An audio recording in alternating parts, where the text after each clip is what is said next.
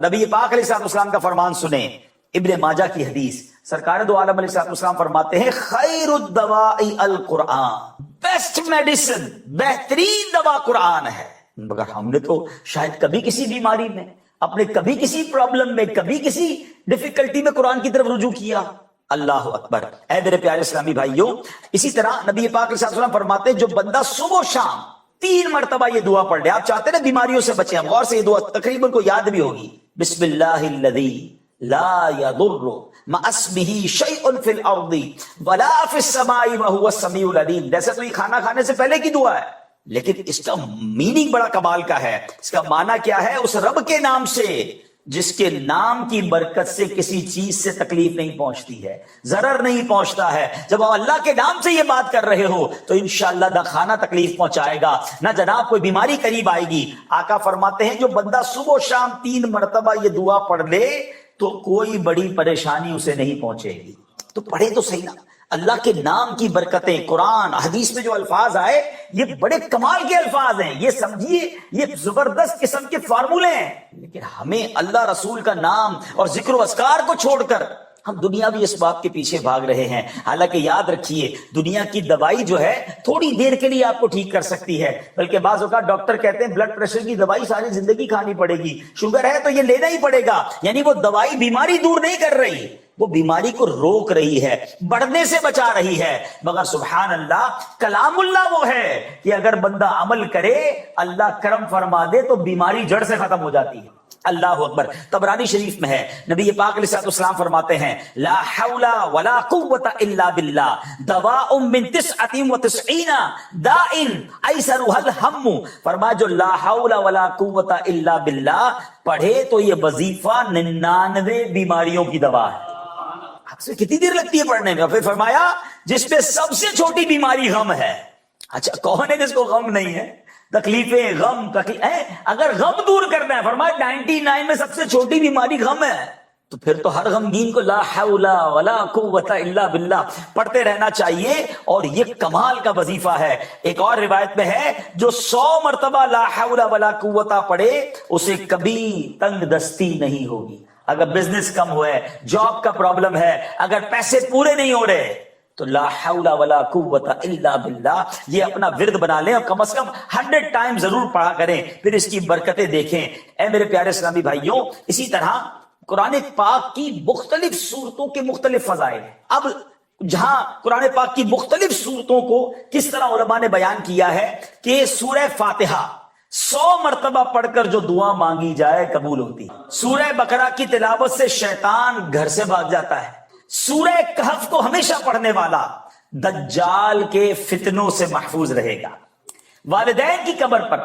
ہر جمعے سورہ یاسین کی تلاوت کرنے سے اس کے حروف کی تعداد کے برابر پڑھنے والے کے گناہ بخش دیے جاتے ہیں، سورہ الدخان پڑھنے سے مشکل دور ہوتی ہے، جو مرنے کے قریب ہو، بعض اوقات آخری سکرات کا عالم ہوتا ہے، مرنے کا ٹائم اس کا قریب آ گیا، تو سورہ جاسیہ کا پڑھ کر دم کرنے سے ایمان پر موت نصیب ہوگی، سورہ حجرات اس کا پڑھنا اور دم کر کے پینا گھر میں خیر و برکت کے لیے مفید ہے، سورہ قاف وہ لوگ جن کے گارڈنز ہیں، جن کے کھیت ہیں، فرمایا سورہ قاف پڑھنے والے کا فائدہ کیا ہوگا کہ اس کی برکت سے باغ میں پھلوں کی کثرت ہوتی ہے، سورہ رحمان 11 بار پڑھنے سے تمام مقاصد پورے ہوتے ہیں، سورہ واقعہ جو شخص روزانہ پڑھے اسے فاقہ نہیں ہوگا، سورہ ملک ہر رات پڑھنے والا عذاب قبر سے محفوظ رہے گا، سورہ مزمل کو 11 بار پڑھنے سے مشکلیں آسان ہو جاتی ہیں، سورہ مدثر کو پڑھ کر حفظ قرآن کی دعا مانگنے سے قرآن کریم کا یاد کرنا آسان ہو جاتا ہے۔ بچے حفظ کر رہے ہوتے ہیں نا، قرآن کا سبق یاد نہیں ہو رہا ہوتا، تو دوبارہ بتاتا ہوں، جو کوئی سورہ مدثر پڑھے اس کے بعد اللہ سے دعا کرے کہ قرآن یاد ہو جائے، اس کا قرآن یاد کرنا آسان ہو جائے گا۔ کوئی مریض ہے اس کے پاس سورہ مجادلہ پڑھے اور اس کا دم کرے، اللہ اس کو شفا عطا فرما دے گا۔ سورہ لیل اللہ اکبر پڑھنے سے ایلپسی کے مریض کے کان میں دم کرے، انشاءاللہ اس کو دم میں اس کی اس بیماری میں شفا ہو جائے گی۔ سورہ رحمان لکھ کر پینا تلی کے مرض میں مفید ہے، اور سورہ نازعات پڑھنے کی برکت سے جان نکلنے کی تکلیف نہیں ہوتی، سورہ والضحیٰ کی برکت سے بھاگا ہوا آدمی واپس آ جائے گا، سورہ الم نشرہ پڑھ کر جس مال پر دم کر دیا جائے اس میں خوب خیر و برکت ہوتی ہے، سورہ تین مرتبہ پڑھنے سے اخلاق و کردار بہترین ہوتے ہیں، سورہ علق میں جوڑوں کے درد کا علاج ہے، بزرگ بیٹھے ہیں جن کے جوڑوں میں درد ہے سورہ علق پڑھتے رہیں انشاءاللہ، سورہ قدر انا انزلناہ فی لیلۃ القدر جو صبح و شام پڑھے اللہ اس کی عزت بڑھا دے گا، سورہ بینہ برس اور یرکان کا علاج ہے، جس آدمی یا جانور پر نظر لگ گئی ہو سورہ عادیات کا دم اس کے لیے مفید ہوگا، سورہ قارعہ پڑھنے سے بلاؤں سے حفاظت رہتی ہے، سورہ تکاثر کو 300 بار پڑھنے سے انشاءاللہ بہت جلد قرض اتر جاتا ہے، کئی ایسے ہوں گے جو لون میں ہوں گے، ڈیٹ میں ہوں گے، سورہ آپ نے تکاثر 300 بار پڑھنی ہے، سورہ عصر پڑھنے سے غم دور ہوتے ہیں، سورہ حمزہ اور سورۃ الفیل دشمن کے شر سے حفاظت، اور سورہ قریش جان کی حفاظت کے لیے آزمودہ ہے، اگر کوئی بے اولاد ہے اولاد چاہتا ہے سورہ کوثر کی تلاوت کثرت سے کرے اللہ اسے اولاد عطا فرما دے گا، اور سبحان اللہ سورہ کافرون 1/4 قرآن کے برابر ہے، چوتھائی قرآن کے برابر ہے، اور سورہ اخلاص 1/3 قرآن پاک کے برابر ہے۔ تو اے میرے پیارے اسلامی بھائیوں، یہ میں نے چند قرآن کی صورتوں کے فضائل اور بینیفٹس آپ کو بیان کیے ہیں، پہلے ادھر ادھر بھاگنے کی بجائے جو مسئلہ ہوا ہے قرآن سے رجوع لائیں، قرآن کہتا ہے کہ قرآن شفا ہے، نبی پاک فرماتے ہیں دا بیسٹ میڈیسن، سب سے بہترین دوا قرآن ہے، مگر بدقسمتی سے ہمارا تو قرآن سے ایک ہی تعلق رہ گیا ہے کہ جناب وہ ذرا گھر نیا لیا ہے بچے بھیج دیں قرآن خوانی کروانی ہے، نیا بزنس شروع کیا ہے ذرا آئیے گا قرآن خوانی کرانی ہے، ایک قرآن کا سیٹ لے کر اپنے گھر میں رکھوانا ہے تاکہ قرآن کی برکتیں ملیں، بس ہم نے قرآن اسی لیے سمجھا ہے کہ چوم کے اور جناب بچوں سے قرآن خوانی کرا لی ساڈا کم ہو گیا۔ نہیں میرے پیارے اسلامی بھائیوں، قرآن میں کیا کیا خزانے ہیں، قرآن میں کیا کیا میسیجز ہیں، قرآن میں ہمارے لیے کیا کچھ موجود ہے، ہمیں یہ حاصل کرنا ہوگا۔ اے میرے پیارے اسلامی بھائیوں، بعض اوقات ایسی مصیبتیں دور ہو جاتی ہیں، اب ذرا غور سے سنیے گا، حضرت مالک اشجعی رضی اللہ تعالیٰ عنہ یہ صحابی رسول ہیں، ایک مرتبہ آپ کے بیٹے حضرت عوف بن مالک رضی اللہ تعالیٰ عنہ غیر مسلموں کے ہاں قید ہو گئے۔ اب سبحان اللہ، صحابہ کرام کو جب بھی کوئی ڈیفیکلٹی آتی تھی وہ سرکار دو عالم علیہ السلام کے پاس پہنچ جاتے، تو وہ وہاں حاضر ہوئے اور نبی پاک سے عرض کیا کہ حضور بیٹا گرفتار ہو گیا ہے، اب بتائیں دشمنوں کے ہاتھ میں گرفتار ہو گیا ہے۔ سرکار دو عالم علیہ السلام نے کیا حل بتایا؟ فرمایا کسی طرح بیٹے کو یہ بات پہنچا دو کہ لا حول ولا قوت الا باللہ کثرت سے پڑھنا شروع کر دے، ہے دشمن کی قید میں، اس تک یہ پیغام پہنچاؤ کہ کسی طرح یہ پڑھنا شروع کر دے۔ اب اپنے بیٹے تک آپ نے یہ پیغام پہنچایا، اللہ اکبر، وہ بیڑیوں میں جکڑا ہوا تھا، دشمن کی قید میں تھا۔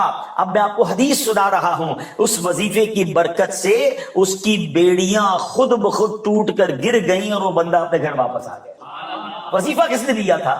سرکار دو عالم علیہ السلام نے۔ اچھا بعض اوقات کیا ہوتا ہے، لوگ کہتے ہیں وظیفہ تو میں بھی بڑے پڑھتا ہوں، دعائیں تو میں بھی بہت کرتا ہوں، ہمارا تو مسئلہ حل نہیں ہوتا، ہماری بیماری تو دور نہیں ہوتی۔ تو آلویز ریممبر، بیماریاں جو ہے نا، یا جو بھی چیز وظیفہ عمل کرے گا نا، وہ جب کرے گا جب آپ کو یقین ہو، آپ کو خود ہی بلیو نہیں ہے تو پھر کچھ نہیں ہونا۔ ہاں علماء فرماتے ہیں کہ جو بندہ دعا کرتے وقت یہ سوچے نا پتہ نہیں قبول ہوگی کہ نہیں ہوگی، پھر بھی کر لیتا ہوں، فرمایا پھر دعا قبول نہیں ہونی۔ دعا قبول ہی اس کی ہونی ہے جو یقین کے ساتھ، یقین کامل کے ساتھ۔ وظائف کا بھی معاملہ یہی ہے، تعویذ کا معاملہ بھی یہی ہے کہ آپ جب عمل کریں اس کو یقین کے ساتھ کریں، تذبذب کے ساتھ نہیں۔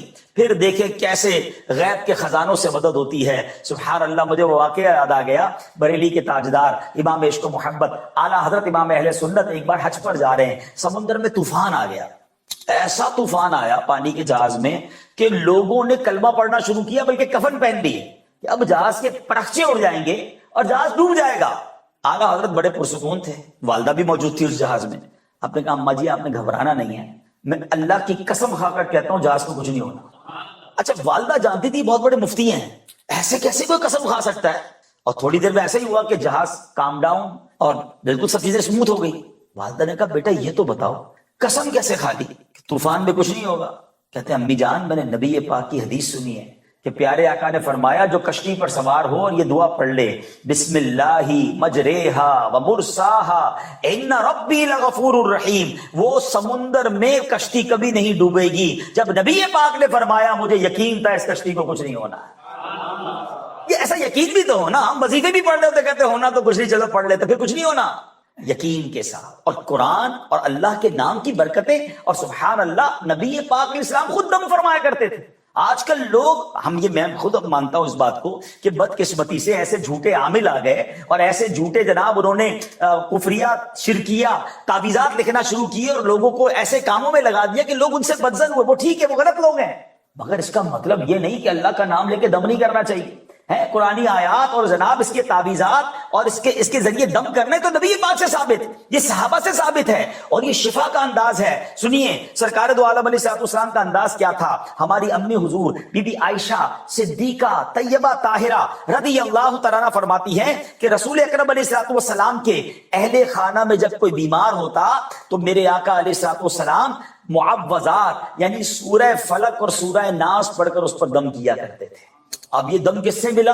سرکار دو عالم علیہ السلام سے مل گیا نا۔ اور سورہ فلق اور سورہ ناس تو کمال کی صورتیں ہیں، یہ اپنی آپ روٹین میں ڈال لیں کہ جب آپ کے گھر میں کوئی بیمار ہو، آپ بلکہ میں آپ کو مشورہ دیتا ہوں، روزانہ صبح گھر سے نکلتے وقت اول آخر 3 بار درود پاک، 1 بار سورہ فلق اور 1 بار سورہ ناس پڑھیں، اپنے ہاتھوں پہ دم کریں اور پوری باڈی پر اپنے ہاتھ پھیر لیں۔ یہ انشاءاللہ آپ کا حصار ہو جائے گا نظر بد سے، جادو سے، اور انشاءاللہ بہت ساری پریشانیوں سے آپ بچے رہیں گے۔ اور اپنے بچوں کو بھی عادت ڈالیں، صبح بھی اور شام بھی۔ اور آپ خود دیکھیں کہ سرکار دو عالم علیہ السلام اپنے گھر میں اگر کوئی بیمار ہوتا تو سورہ فلق اور سورہ ناس پڑھ کر دم کیا کرتے۔ اسی طرح بخاری اور مسلم کی روایت سنیے جس کا خلاصہ کچھ یوں ہے کہ ایک مرتبہ 30 صحابہ کرام سفر پر تھے، راستے میں ایک مقام پر آ کر ایک شخص نے صحابہ کرام سے عرض کی کہ ہمارے سردار کو بچھو نے کاٹ لیا ہے، کیا آپ کچھ کر سکتے ہیں؟ ایک صحابی نے کہا ہاں میں دم کروں گا۔ سبحان اللہ، وہ صحابی رسول نے اس بچھو کے کاٹے بندے پر سورہ فاتحہ پڑھ کے دم کی، اللہ نے اسے شفا عطا فرما دی۔ سورہ فاتحہ یہ اللہ کے رازوں میں ایک سے راز ہے، ہاں یہ زبر سورہ شفا ہے۔ یہ جب موقع ملے آپ کو سورہ فاتحہ، جب آپ پانی پی رہے ہیں، مثال کے طور پر گھر میں پانی پی رہے ہیں، آپ سورہ فاتحہ پڑھے، دم کر کے پانی پئیں، اپنے بچوں کو دم کر کے پانی پلائیں۔ ٹھیک ہے کسی نیک شخص سے دم کروانے کی الگ برکت ہے، مگر قرآن تو ہم بھی تو پڑھنا سیکھیں نا۔ تو اپنی زبان پر، اپنے انداز میں قرآن و حدیث اور اوراد و اذکار کو لائیں۔ یہ زبردست پروٹیکشن ہے جو مسلمانوں کو حاصل ہے۔ مگر بدقسمتی سے آج ہر پرابلم میں ہمیں دنیا کا کوئی بندہ تو یاد آتا ہے، ہمیں قرآن یاد نہیں آتا، اللہ کا نام یاد نہیں آتا، وہ اذکار یاد نہیں آتے۔ اے میرے پیارے اسلامی بھائیوں، اب تعویذ کے بارے میں بھی سنیں۔ ہر بندہ، بعض اوقات کچھ لوگ سارے تعویذ کو برا کہتے ہیں۔ میں نے کیا کہا؟ جو غلط تعویذ ہیں، جو غلط لوگ ہیں، جو ڈھکوسلے عامل ہیں، ان سے تو بچیں۔ ایک تو یہ بڑا پرابلم ہے کہ بندہ کہتا ہے یار 4 قسم کی مالائیں پہنی ہیں، 10 قسم کی انگوٹھیاں پہنی ہیں، بندہ کچھ بہت کمال کا پہنچا ہوا ہے، وہ کہیں اور پہنچا ہوا ہے، وہ اللہ کی بارگاہ میں نہیں پہنچا ہوا۔ جو شریعت پر عمل کرنے والا نہیں، وہ آپ کو کیا شفا دے گا اور اس سے آپ کو کیا فائدہ ہونا ہے؟ تو آپ پہلے یہ دیکھیں کہ آپ جس کو اللہ کا نیک بندہ سمجھ رہے وہ شریعت پر عمل بھی کر رہا ہے کہ نہیں۔ تو یہ بہت ضروری ہوتا ہے، ٹھیک ہے نا۔ بعض اوقات ایسے عامل بھی ملیں گے، بندہ کہ سارا دن بیٹھے، بابا نماز تو پڑھی نہیں، کہ بابا جو ہے نا وہ فجر پڑھتے ہیں مکے میں، ظہر پڑھتے ہیں مدینے میں، اور لوگ کہتے ہیں بابا بڑی پہنچی ہوئی چیز ہے۔ بابا سے کہو نا کھانا بھی ادھر کھایا کریں، کھانا یہاں کھانا ہے انہوں نے کینیڈا میں بیٹھ کے، باقی ساری چیزیں باہر کرنی ہے۔ تو جو نماز نہیں پڑھ رہا، وہ شریعت پر عمل نہیں کر رہا، وہ آپ کو کیا فائدہ دے گا؟ تو یہ بات ہمیں یاد رکھنی ہے کہ ہمیں محبت بھی اسی سے کرنی ہے، فالو بھی اس کو کرنا ہے کہ جو اللہ رسول کی اطاعت کرنے والے ہوں۔ تو اب تعویذ کتنی کمال کی چیز ہے۔ کیسر روم کے بادشاہ نے حضرت فاروق اعظم کو لکھا کہ مجھے دائمی درد سر کی شکایت ہے، ہمیشہ پین رہتا ہے میرے سر میں، اگر آپ کے پاس کوئی دوا ہو تو بھیج دیں۔ حضرت عمر فاروق رضی اللہ عنہ سے ایک ٹوپی بھیج دی، وہ ٹوپی پہنتا، اس کا سر کا درد ٹھیک ہو جاتا، جیسے ہی ٹوپی اتارتا اس کو درد ہونا شروع ہو جاتا۔ اب وہ حیران ہوا جب اس نے ٹوپی کو ادھیڑا کہ اس میں راز کیا ہے، تو دیکھا کہ ایک کاغذ تھا جس پر بسم اللہ الرحمن الرحیم لکھا ہوا تھا۔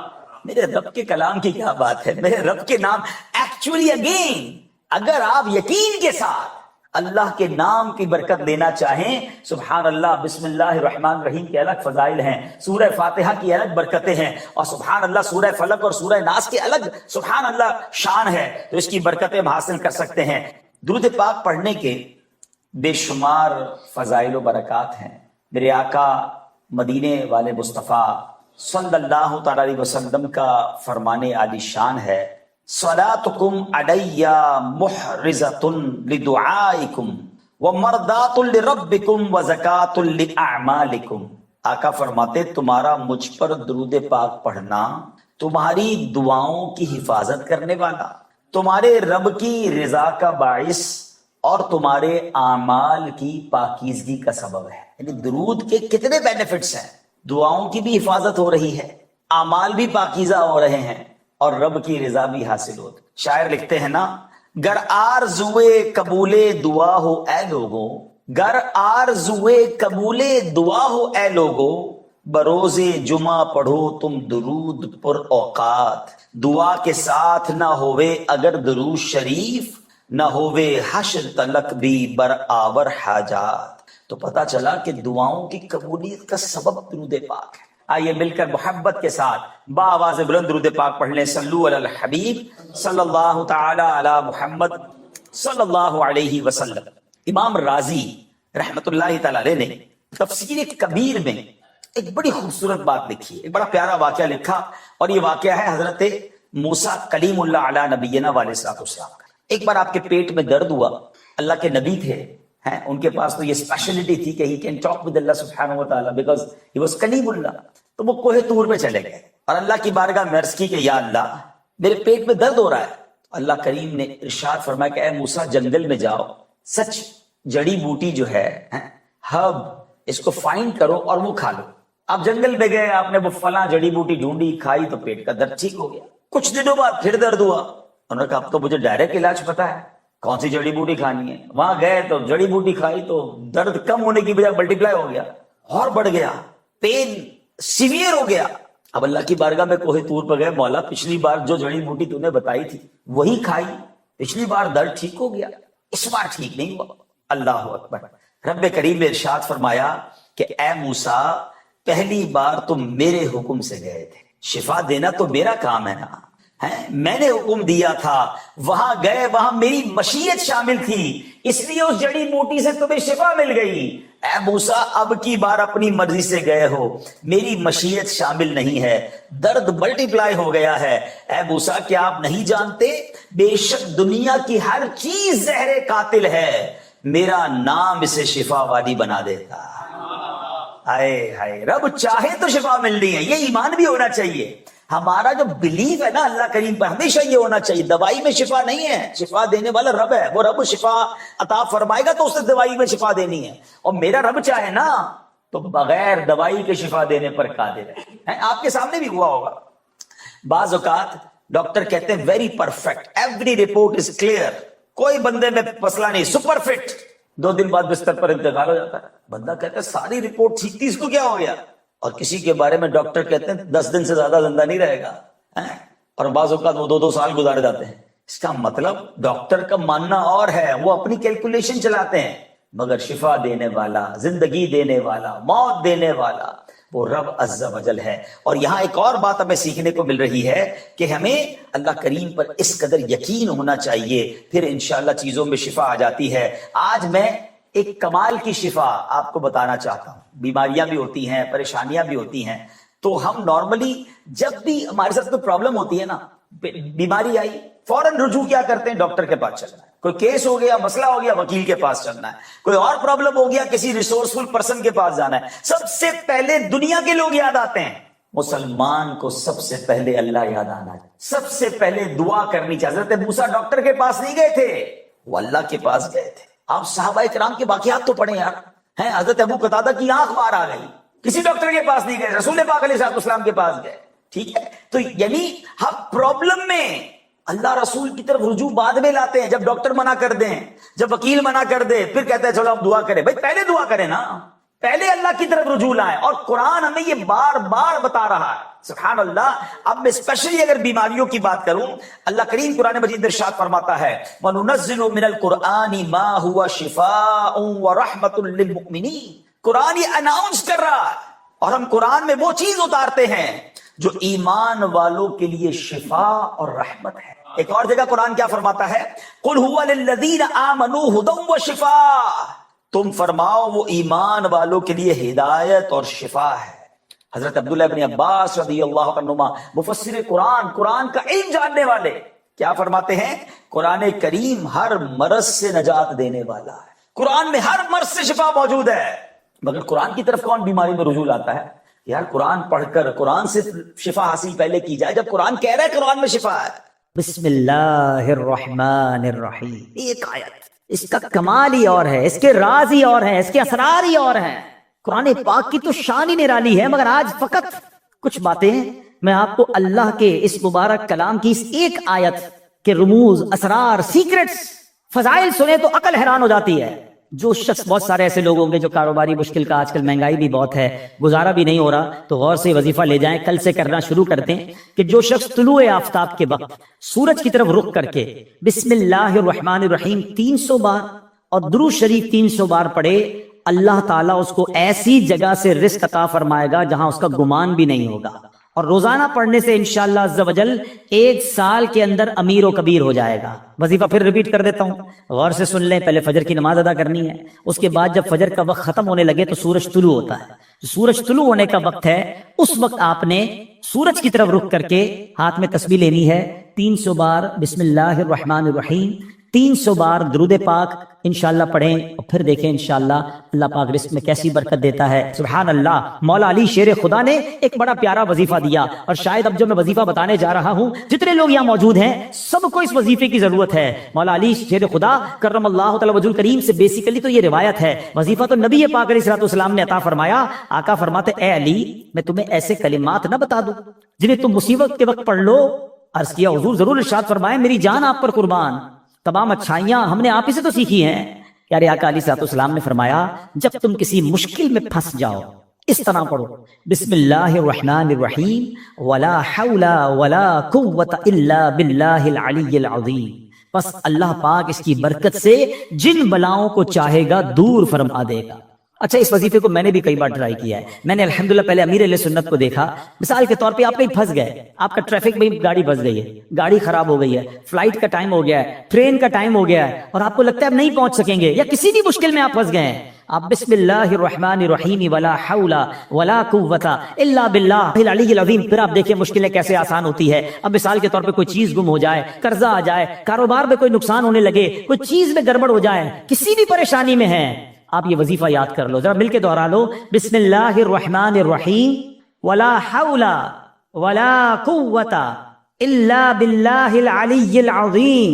تو یہ بڑے کمال کا وظیفہ ہے۔ ہاں اچھا، اب بیماری کی بہت ساری بیماریوں کا علاج ہے، آخری بیان کے اینڈ میں ایک دو باتیں تاکہ تعویذ وظیفہ بھی مل جائے، آپ کو فائدہ رہے گا۔ ایک شخص کو بخار آ گیا تو حضرت شیخ فقی ولی عمر بن سعید رحمۃ اللہ تعالی کی ان کی عیادت کے لیے آئے، جاتے ہوئے ایک تعویذ عنایت فرمایا کہ آپ کھول کر مت دیکھنا۔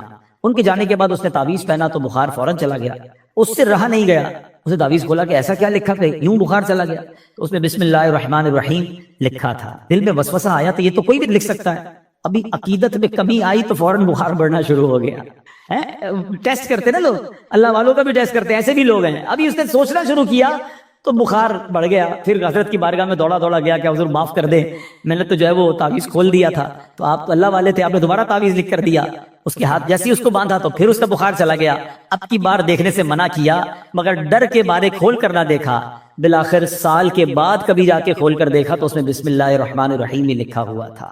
تو سبحان اللہ، اس کی خوب برکتیں ہیں۔ اور بتایا گیا کسی کی نکسیر پھٹ جائے نا، بعض اوقات خون نکل رہا ہوتا ہے، تو پیشانی سے بسم اللہ الرحمن الرحیم لکھنا شروع کرے اور ناک کی نوک تک، یعنی یہاں سے لکھنا شروع کرے اور یہاں تک ختم کرے، تو انشاءاللہ عز و جل اس کی جو ہے وہ خون آنا جو ہے وہ بند ہو جائے گا۔ بہرحال بہت سارے وظائف ہیں، بسم اللہ الرحمن الرحیم ہر کام، نیک اور جائز کام شروع کرنے سے پہلے پڑھنا ہے، پھر دیکھیں اس کی کیسی برکتیں ملتی ہیں۔ بے ایمانوں کو ایمان دینے والی یہ آیت ہے، ذرا واقعہ سنیے گا۔ ایک یہودی تھا، نان مسلم، ایک یہودن پر عاشق ہو گیا، اور عشق مجازی کا اس پر ایسا غلبہ ہوا کہ یہ مجنون جیسا ہو گیا، نہ کھانے پینے کا ہوش تھا، نہ آرام کرتا تھا، بڑا پریشان۔ اس زمانے میں اللہ کے ایک ولی تھے حضرت عقا رحمت اللہ تعالی علیہ، ان کے پاس آیا اور کہا کہ حضور میں بہت پریشان ہوں، وہ فلاں سے عشق ہو گیا ہے، چین ہی نہیں آتا۔ آپ اللہ والے تھے، آپ نے ایک کاغذ کے ٹکڑے پر بسم اللہ الرحمن الرحیم لکھا اور کہا یہ کھا جاؤ۔ اس نے وہ کاغذ کا ٹکڑا نگل لیا کہ شاید میرا کام بچ جائے گا، سچی بات ہے اس کا کام بن گیا۔ ہوا یہ کہ جیسے اس نے کاغذ کو نکلا نا، اس کے دل کی دنیا ہی بدل گئی، ایمان کی مٹھاس ملنے لگی اور اس کے دل میں نور ظاہر ہو گیا، عورت کے عشق کو چھوڑا اور کہتا حضور بس اب مجھے کچھ اور نہیں چاہیے، جس رب کا نام اندر گیا ہے اب کلمہ پڑھائیے، مجھے مسلمان کر دیجئے۔ صرف بسم اللہ الرحمن الرحیم کاغذ پہ لکھا ہوا پیٹ میں جاتا ہے۔ اب اس یہودن کو پتہ چل گیا کہ میرا عاشق تو مسلمان ہو گیا ہے، وہ بھی حضرت کی بارگاہ میں آئی اور کہا کہ میں ہی وہ عورت ہوں کہ جس کے عشق میں وہ مبتلا تھا، وہ مسلمان ہو گیا ہے۔ اب مجھے خواب میں روزانہ کوئی کہنے والا کہتا ہے کہ اگر تجھے جنت میں اپنا ٹھکانہ دیکھنا ہے نا تو جا اور حضرت عطا کے پاس جا، تجھے اپنا جنت میں ٹھکانہ دکھائیں گے۔ تو حضرت میں آپ کے پاس آئی ہوں، بتائیے جنت کہاں ہے؟ حضرت عطا نے کہا کہ جنت کا ارادہ ہے تو پہلے تجھے اس کا دروازہ کھولنا پڑے گا نا، جنت میں جانا ہے تو ڈور اوپن کر۔ تو وہ کہتی جنت کا دروازہ میں کیسے کھولوں؟ فرمایا بسم اللہ الرحمن الرحیم پڑھ۔ آپ نے فرمایا جنت کا دروازہ کھولنا ہے نا، بسم اللہ الرحمن الرحیم پڑھ۔ جیسے ہی اس نے بسم اللہ الرحمن الرحیم پڑھا دل میں نور بڑھنے لگ گیا۔ کہتی حضور بس اب مجھے اسلام میں داخل کیجئے۔ اس نے کلمہ پڑھا اور بسم اللہ شریف کی برکت سے وہ بھی مسلمان ہو گئی۔ اسی رات جب وہ نو مسلم خاتون جو ہے رات کو سوئی تو خواب پہ جنت میں داخل ہوئی، خوبصورت محل دیکھا، گنبد دیکھے، ایک گنبد پر لکھا تھا بسم اللہ الرحمن الرحیم لا الہ الا اللہ محمد الرسول اللہ۔ عورت نے یہ الفاظ پڑھے تو کسی پکارنے والے پر کہا اے پڑھنے والی، اللہ پاک نے یہ سب تجھے عطا فرما دیا ہے۔ آئے ہائے ہائے، بسم اللہ کی برکت ہے، ہم نے پائی جنت ہے، کتنی اچھی قسمت ہے، یہ سب رب کی رحمت ہے۔ تو بسم اللہ الرحمن الرحیم کی تو کیا ہی بات ہے۔ پیارے اسلامی بھائیوں، ایک پوری آیت، یہ یاد رہے، شاید بہت سارے لوگوں کو پتہ نہیں ہوتا کہ دو سورتوں کے درمیان فاصلے کے لیے بسم اللہ الرحمن الرحیم کو اتارا گیا، اور یہ آیت قرآن پاک میں ایک جگہ قرآن کا حصہ بھی ہے، پارہ 19 سورہ نمل، اور یہ آیت کا حصہ ہے، اور اس کے معنی کیا ہے؟ اللہ کے نام سے ہے جو نہایت مہربان رحم والا۔ اچھا، اس کی فضائل کیسے کیسے کہ صحابی رسول حضرت جابر بن عبداللہ رضی اللہ تعالیٰ عنہ فرماتے ہیں کہ جب بسم اللہ شریف نازل ہوئی نا تو بادل مشرق کی طرف دوڑے، بادل مشرق کی سمت دوڑے، ہوائیں رک گئیں، سمندر کو جوش آ گیا، چوپایوں نے غور سے سننے کے لیے اپنے کان لگا دیے، اور شیطانوں کو آسمان سے پتھر مارے گئے، اور اللہ پاک نے فرمایا مجھے میری عزت و جلال کی قسم، جس چیز پر بسم اللہ الرحمن الرحیم پڑھی گئی میں اس میں برکت دوں گا۔ کاروباری لوگ بیٹھے، برکت چاہیے نا، کاروبار میں، رزق میں، معاملات میں بسم اللہ کو تھام لو۔ سبحان اللہ۔ واقعہ ہے ایک شرابی کا، اور اس شرابی کی زندگی میں ایک ایسا ٹرننگ پوائنٹ آیا جس نے اس کی زندگی کو بدل کر رکھ دیا اور کہاں پہنچا دیا۔ بہت امیزنگ اسٹوری ہے۔ ماجرا یہ تھا کہ وہ شرابی شراب کے نشے میں دھت کہیں جا رہا تھا، راستے میں ایک کاغذ پر نظر پڑی۔ ماشاءاللہ یہاں قرآن پڑھنے والے، پڑھانے والے، اپنی دکانوں پر بھی ماشاءاللہ مدرسہ لگانے والے موجود ہیں۔ تو آج قرآن پاک کی صرف ایک آیت کی فضیلت کی میں نے بات کرنی ہے۔ پورے قرآن کی شان تو نرالی ہے، ایک آیت میں کیا کچھ ہے اس سے اندازہ ہوگا کہ پھر رب کے کلام میں کتنی عظمتیں ہیں۔ تو وہ جو شراب کے نشے میں دھت جا رہے تھے، انہوں نے دیکھا کہ ایک کاغذ کا ٹکڑا پڑا ہے اور اس پر بسم اللہ الرحمن الرحیم لکھا ہوا ہے۔ اب اس کو خیال آیا کہ میرے رب کا نام زمین پر، ادب کا خیال آیا، عزت کا خیال آیا کہ یہ نہیں ہونا چاہیے۔ حالانکہ وہ غلط کام کر رہے تھے، شراب میں تھے، مگر عطر خریدا، اس کاغذ کے ٹکڑے کو صاف کیا، اسے عطر لگایا اور بلند جگہ پر رکھا۔ اس کے بعد وہ اپنے کام میں مگن ہو گئے۔ اسی رات ایک بزرگ کو خواب میں زیارت ہوئی کہ جاؤ میرے اس بندے کو جا کر کہو کہ تم نے میرے نام کو پاک اور صاف جگہ پر رکھا، بلند جگہ پر رکھا، ہم تمہارے نام کو بھی بلند کریں گے۔ اب بزرگ اس بندے کو جانتے تھے کہ وہ تو شرابی ہے۔ شرابی کے لیے یہ پیغام کیسے ہو سکتا ہے؟ تو کہتے لگتا ہے خواب میں کوئی غلط فہمی ہوئی، دوبارہ سو گئے، دوبارہ سوئے تو پھر دوسری بار یہی پیغام، پھر سوچا نہیں اس بندے کے لیے پیغام نہیں ہو سکتا، تیسری بار خواب میں یہی پیغام دیا گیا۔ اب وہ بزرگ تلاش کرنے نکلے کہ وہ کدھر ہے شراب پینے والا۔ ڈھونڈتے ڈھونڈتے جب پتا چلا اس وقت بھی وہ شراب کی محفل میں ہی بیٹھے ہوئے تھے۔ آواز دی کہ باہر آئیے۔ وہ تو شراب کے نشے میں مست، تو کسی کو بھیجا کہ جاؤ کہو تمہارے لیے پیغام آیا ہے۔ کہ میرے لیے کون پیغام لایا ہے؟ بہرحال پوچھو کس کا پیغام لائے ہو؟ جو بزرگ شراب کھانے کے باہر کھڑے تھے نا، اندر جا کر اسے بتا دو اللہ کا پیغام لایا۔ اب جب یہ سننا تھا تو جھرجھری سی آ گئی، کھڑے ہوئے، باہر آئے، اور جب یہ بات بزرگ نے بتائی کہ مجھے تو نہیں پتا تم نے کیا کیا ہے، 3 بار خواب میں مجھے کہا گیا کہ تمہیں بتا دوں، تم نے رب کے نام کو جو تعظیم کی ہے، بسم اللہ الرحمن الرحیم کو معطر کیا، اسے بلند جگہ پر رکھا ہے، مجھے یہ پیغام ملا ہے کہ تمہیں بھی تمہارے نام کو بلندی دی جائے گی، تمہیں عزت اور مرتبہ دیا جائے گا۔ جب یہ سنا کہ میں شراب کے نشے میں دھت اور میرا رب مجھ پہ اتنا مہربان، اس بندے نے توبہ کی، اللہ سے معافی مانگی اور عبادتوں میں لگ گئے۔ اے میرے پیارے اسلامی بھائیوں، یہ انقلاب جو شراب کے نشے میں دھت شخصیت کو اللہ کا ولی بنا گیا، یہ کون تھے؟ یہ کوئی اور نہیں، حضرت بشر حافی رحمت اللہ تعالی علیہ تھے۔ یہ زمانے کے ولی بنے۔ حافی کہتے ہیں ننگے پیر رہنے والے کو۔ آپ معرفت الہی اور اللہ کی یاد میں اتنے گم رہنے لگے کہ آپ چپل ہی نہیں پہنتے تھے۔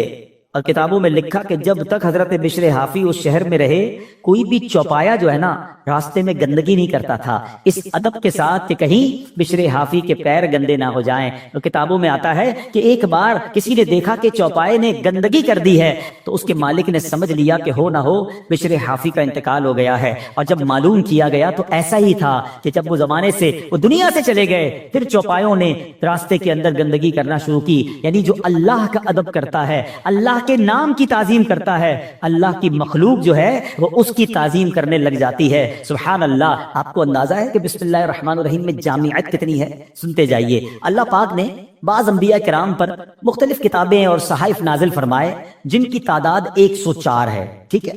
ان میں سے 60 صحیفے حضرت شعیب علیہ السلام پر، 30 صحیفے حضرت ابراہیم علیہ السلام پر، 10 حضرت موسیٰ علیہ السلام پر تورات شریف اترنے سے پہلے نازل ہو گئے تھے۔ پھر 4 بڑی کتابیں ہیں، تورات شریف، زبور شریف، انجیل مقدس اور قرآن مجید، ٹھیک ہے؟ اچھا، ان تمام صحیفوں کے مضامین قرآن پاک میں ہیں۔ قرآن پاک کے سارے مضمون سورہ فاتحہ میں ہے، اور سورہ فاتحہ کا سارا مضمون بسم اللہ الرحمن الرحیم میں ہے۔ اور سنو، بسم اللہ الرحمن الرحیم کا سارا مضمون بسم اللہ کے حرف با میں موجود ہے، اور اس کے معنی کیا ہے؟ بی کان ما کان و بی یکون ما یکون، یعنی جو کچھ بھی ہے مجھ یعنی اللہ پاک ہی سے ہے، اور جو کچھ ہوگا مجھ یعنی اللہ پاک سے ہی ہوگا۔ اللہ اکبر۔ یہ کمال ہے بسم اللہ الرحمن الرحیم کا کہ تمام صحیفوں اور قرآن مجید کا نچوڑ اس کے اندر موجود ہے۔ اور سبحان اللہ، بسم اللہ کے فضائل کتنے؟ امام فخر الدین رازی رحمت اللہ تعالی فرماتے ہیں بسم اللہ الرحمن الرحیم کے 19 حروف ہیں، ٹھیک، اور دوزخ پر عذاب دینے والے فرشتے بھی 19 ہیں۔ تو آپ فرماتے ہیں کہ امید ہے ایک ایک حرف کی برکت سے ایک ایک فرشتے کا عذاب دور ہو جائے گا۔ بسم اللہ پڑھتے رہا کرو۔ اچھا، آپ فرماتے ہیں دن میں کتنے گھنٹے؟ دن رات میں 24 گھنٹے ہیں۔ فرماتے 5 گھنٹے 5 نمازوں میں گھیر لیے، 19 گھنٹوں کے لیے بسم اللہ الرحمن الرحیم کے 19 حروف عطا فرمائے۔ پس جو خوش نصیب بسم اللہ الرحمن الرحیم کا ورد کرتا رہے اور نماز 5 وقت پڑھتا رہے، اس کا ہر گھنٹہ عبادت میں کاؤنٹ ہوتا رہے گا۔ تو یہ کمال کا وظیفہ ہے۔ نارملی ہماری توجہ اس طرف نہیں جاتی ہے۔ اچھا، بعض اوقات ہم لوگ کہتے ہیں ہمارے کام ادھورے رہ جاتے ہیں، کام شروع کرتے ہیں، ڈیل بنتے بنتے رہ جاتی ہے، کام ادھورا رہ جاتا ہے، پوری نہیں ہو پاتی ہماری بات۔ سنیے، اللہ پاک کے پیارے اور آخری نبی صلی اللہ تعالی علیہ وسلم نے فرمایا جو بھی اہم کام بسم اللہ سے شروع نہیں کیا جاتا وہ ادھورا رہ جاتا ہے۔ غور فرمائیے، یہ کیسی محرومی ہے۔ اگر اچھے اور اہم کام سے پہلے بسم اللہ نہ پڑھی جائے تو کام ادھورے رہ جاتے ہیں، اس پہ برکت نہیں ہوتی۔ اب ہو سکتا ہے کہ ذہن میں خیال آئے کہ میں تو بسم اللہ نہیں پڑھتا، پھر بھی کام پورے ہو جاتے ہیں۔ اس کا جواب یہ ہے کہ کام کا بظاہر پورا ہو جانا اور بات ہے، اور اس میں برکت کا نہ ہونا اور۔ مثلا کسی نے بغیر بسم اللہ کے کھانا کھایا، کھانا پیٹ میں بھی گیا، پیٹ بھر بھی گیا، لیکن اب اس میں برکت اسے حاصل نہیں ہوگی، کھانا پوری طرح ہضم نہیں ہوتا، یا بعض اوقات جزو بدن نہیں بنتا، بہت ساری جناب اس میں پرابلم رہتی ہیں۔ تو بہرحال ہمیں جو ہے بسم اللہ شریف کا ورد کرنا چاہیے، اور ایسے ایسے واقعات اس کے فضائل میں کتابوں میں لکھے۔ امیر اہل سنت نے اپنی شورۂ آفاق کتاب فیضان سنت میں ایک کمال کا واقعہ لکھا کہ ایک مبلغ جو ہے، ایک داعی جو ہے، بسم اللہ کے فضائل بیان کر رہے تھے۔ ایک غیر مسلم عورت بھی بیٹھی تھی، لڑکی نے سنا کہ بسم اللہ کی اتنی فضیلت ہے، اب اس نے جناب اسلام قبول کر لیا۔ اب اس کی زبان پر ہر وقت بسم اللہ رہتا تھا، تو اب جو اس کا والد تھا نا، غیر مسلم تھا، وہ بڑا غصے میں آیا، طرح طرح کی تکلیفیں دینے لگا کہ کسی طرح اپنی بیٹی کو جو ہے وہ تکلیف دے کر اسلام سے پھیر لے، اور اگر نہیں مانتی تو اب اس پر کوئی الزام لگائے تاکہ یہ قتل کر دی جائے۔ تو لڑکی کا باپ جو ہے وہ بادشاہ کا وزیر تھا، ایک دن اس نے شاہی مہر والی انگوٹھی اپنی بیٹی کو رکھنے کے لیے دی، بیٹی نے انگوٹھی لی اور بسم اللہ الرحمن الرحیم کہہ کر انگوٹھی پہلے وصول کی، بسم اللہ الرحمن الرحیم پڑھ کر، اور اس کے بعد اس نے بسم اللہ الرحمن الرحیم پڑھ کر جیب میں ڈال دی۔ رات کو جب وہ سوئی تو والد نے انگوٹھی جیب سے نکالی اور دریا میں ڈال دی کہ اب صبح جب انگوٹھی نہیں ہوگی اس کو پکڑا دوں گا اور یہ ماری جائے گی۔ تو اب جیسے ہی وہ انگوٹھی دریا میں ڈالی، اللہ کا کرنا ایسا ہوا کسی مچھلی نے وہ انگوٹھی کو نگل لیا۔ صبح کو ایک شکاری نے جال ڈالا، اتفاق سے وہی مچھلی جال میں آ گئی۔ اس نے لا کر وہی مچھیرے نے اسی وزیر کو وہ مچھلی لا کے تحفے میں دی۔ وہ وزیر جو ہے اپنی بیٹی کو مچھلی دیتا ہے کہ بیٹی اس کو پکاؤ، تو بیٹی نے بسم اللہ الرحمن الرحیم پڑھ کر جو ہے وہ مچھلی کو کھولا، اس کو چاک کیا، اندر وہی انگوٹھی موجود، پھر بسم اللہ پڑھی اور انگوٹھی اپنے پاس رکھ لی۔ والد صاحب نے ناشتے کے بعد کہا بیٹی وہ انگوٹھی کدھر ہے؟ بسم اللہ پڑھ کر وہ انگوٹھی واپس کر دی کہ یہ انگوٹھی واپس آ گئی۔ اللہ اکبر! اب باپ حیران کہ یہ کیسے ہوا؟ تو اس نے کہا میں نے تو کوئی بھی کام جو بھی کیا اللہ کے نام سے شروع کرتی گئی، رب نے مشکل سے نکال دیا۔ ہمارا پرابلم یہی ہے، ہم بہت ساری فضول باتیں کرتے ہیں، اللہ کا ذکر نہیں کرتے، اللہ کا نام نہیں لیتے، اپنے ہر جائز کام سے پہلے بس عادت بنا لو بسم اللہ الرحمن الرحیم، بسم اللہ الرحمن الرحیم، پھر آپ اس کی انشاءاللہ برکتیں دیکھیں گے۔ سبحان اللہ! یہ جو ہم کھانا کھاتے ہیں نا، اس کے بارے میں آتا ہے کہ کھانے سے پہلے پیارے آقا علیہ الصلوۃ والسلام فرماتے ہیں کہ جس کھانے پر بسم اللہ نہ پڑھی جائے وہ کھانا شیطان کے لیے حلال ہو جاتا ہے، یعنی بسم اللہ نہ پڑھنے کی صورت میں شیطان اس کھانے میں شریک ہو جاتا ہے۔ ایک بار کیا ہوا کہ حضرت ابو ایوب انصاری فرماتے ہیں کہ ہم نبی پاک کے ساتھ حاضر تھے، کھانا پیش کیا گیا، ابتدا میں بڑی برکت ہو رہی تھی کھانے میں، اور تھوڑی دیر ہوئی تو بڑی بے برکتی شروع ہو گئی۔ تو ہم نے عرض کی یا رسول اللہ صلی اللہ تعالی علیہ وسلم ایسا کیوں ہوا؟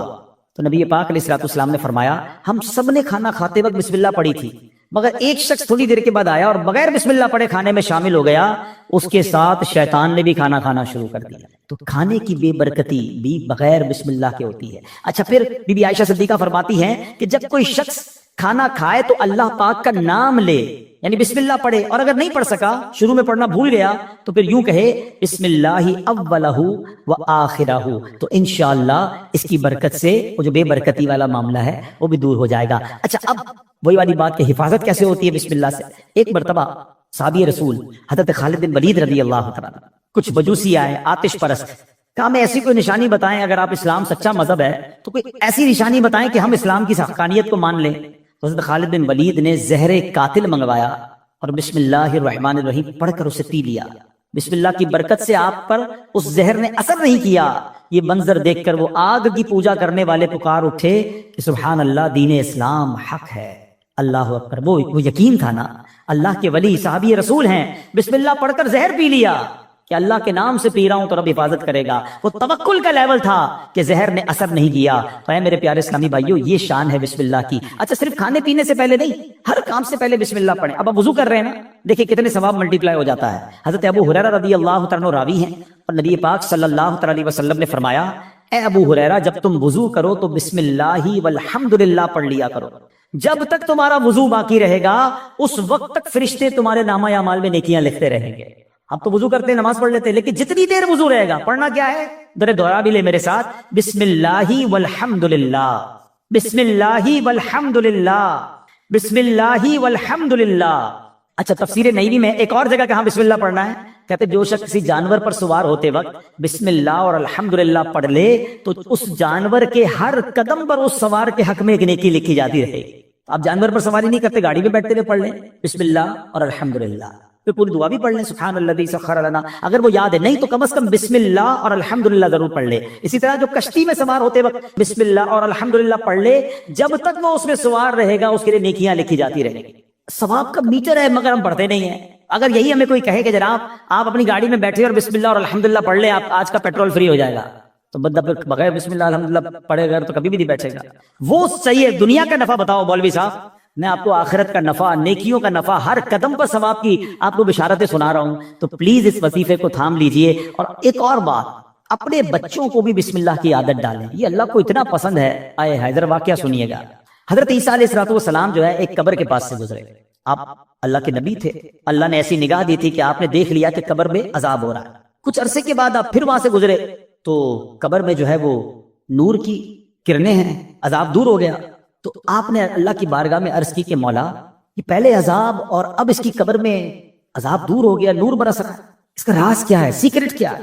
سنو ذرا، ہے اے وہ خوش نصیبوں جو اپنے بچوں کو قرآن پڑھاتے ہو، اے وہ خوش نصیبوں جن کے بچے حافظ بن رہے ہیں، اے وہ اسلامی بھائیوں تمہیں مبارک ہو جو بچے کو دین سکھاتے ہو۔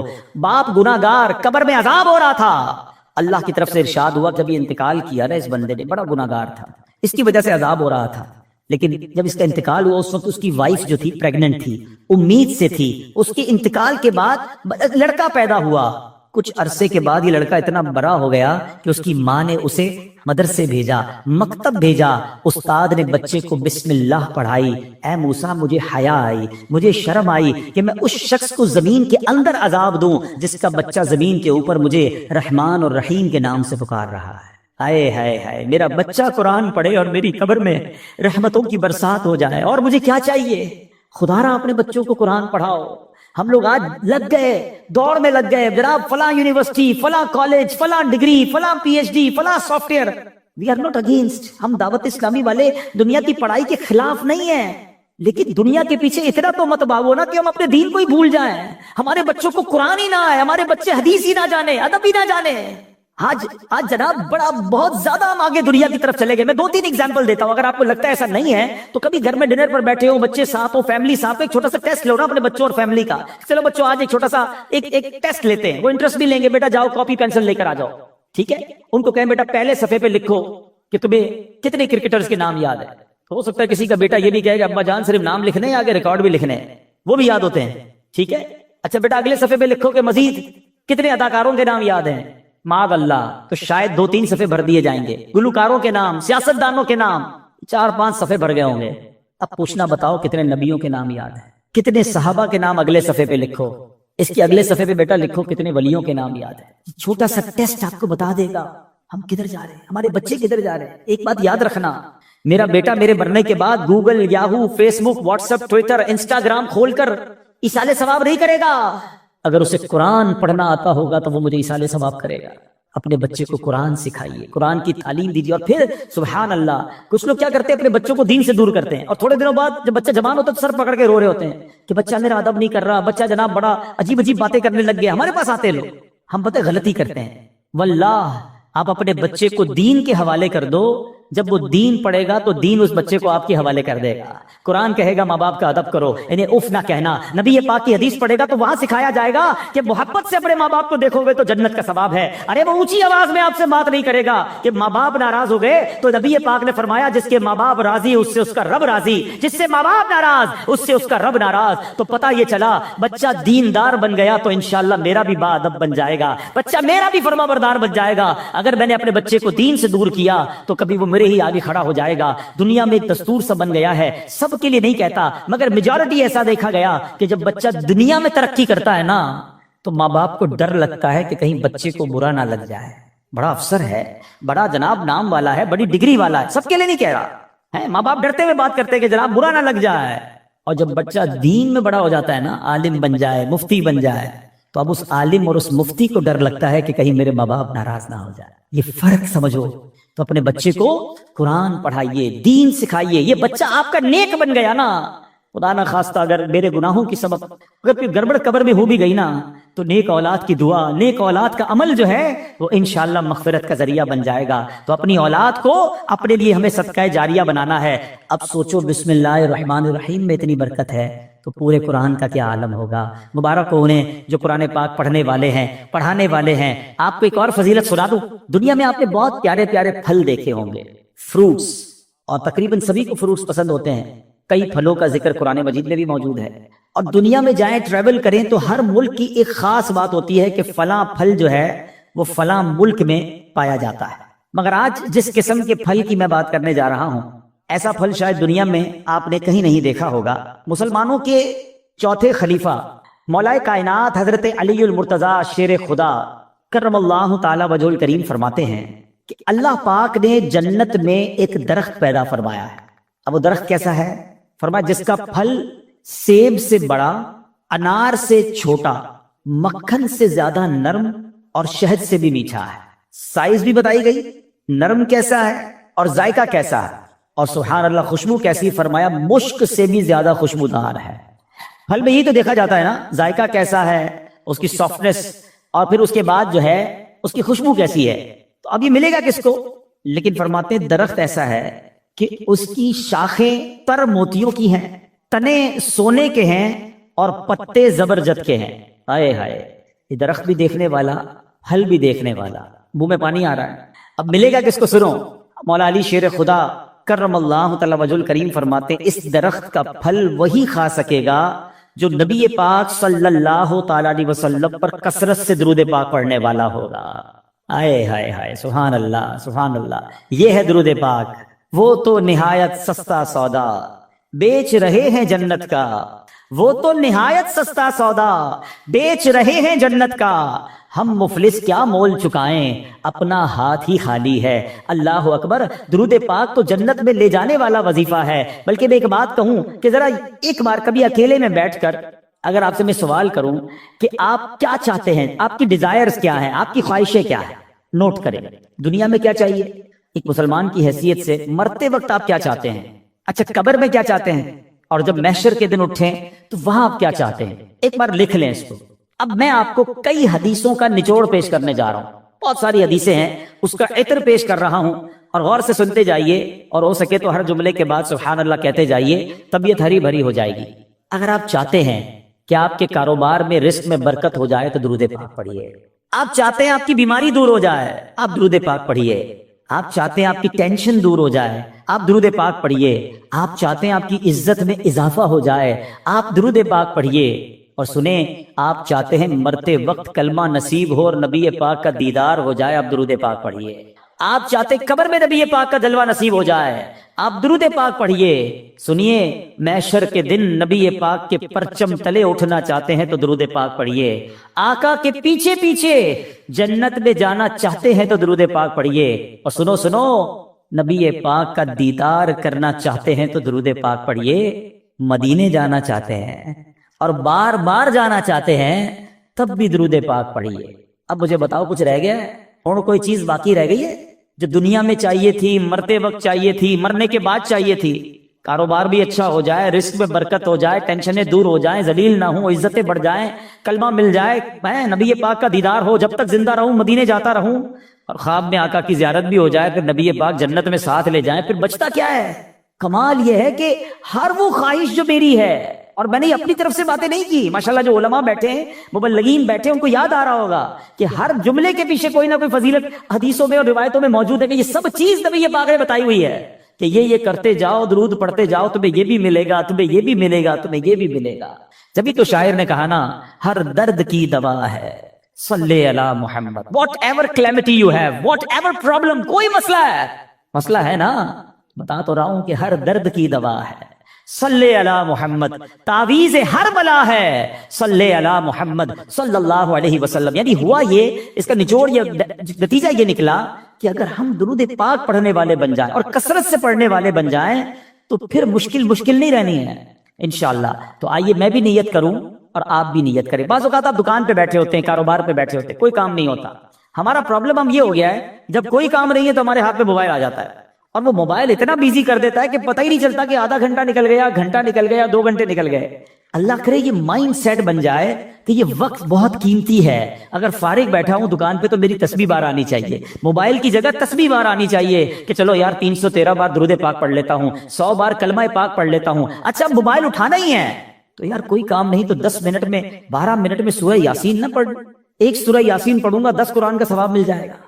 آپ سوچیں، کاروباری ہو نا تو بنو نا کاروباری کہ تھوڑی دیر میں کیا کیا کما سکتا ہوں، کتنی فضیلتیں کما سکتا ہوں۔ تو اللہ کرے اپنے وقت کا صحیح استعمال کرنے والے ہم بن جائیں اور میری اور آپ کی زبان ذکر و درود سے تر رہنے لگے۔ اچھا اس کا بینیفٹ یہ بھی ہوگا، آخرت میں تو اجر ملے گا، اللہ کی رحمت سے کاروبار پر بھی برکتیں نازل ہونا شروع ہو جائیں گی۔